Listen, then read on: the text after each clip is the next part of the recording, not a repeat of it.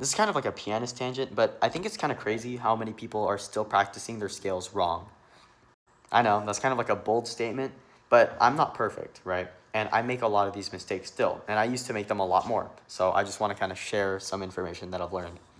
So as pianists, when we sit down and practice, a lot of us tend to have this like tendency to just kind of sit down and be like, I'll run some scales today, right? I'll just do C major. I know the scale. I can just go up and down, and I'll be like, this is getting boring. I'll just go faster. And if I make mistakes, I just don't pay it that mind, right? But this is actually a big issue because one, if you're playing fast scales and you're making these small mistakes, whether it be playing wrong notes, right?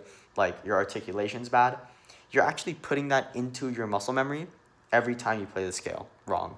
So what you want to be doing is play your scale slowly, right? If you're still learning it or if you're trying to perfect it, right? Learning the movement of the wrist and your hands to minimize the energy used and create a nice smooth flow is key to getting smooth and efficient scales, right? As well as creating proper tone. Another thing that's bad about this is if you don't track your practice sessions, specifically like what tempo you're playing at, right? How you're practicing your scales. Are you going up 1 octave, 2 octaves? Are you doing 2 hands, right? If you don't track that kind of stuff, then it'll be harder for you to see your progress and know exactly what you need to work on in the future. It might sound like a small thing, just writing down like, oh, today I did C major at like 100 BPM, right, with just right hand, right? Because you'll just be like, one day, yeah, whatever, I do this all the time.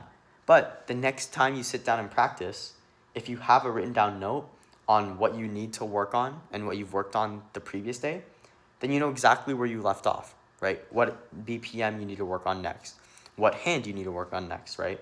And that can be really important as musicians because we have a lot to work on that are not just scales. So having that physical reminder will really help you keep track of your progress.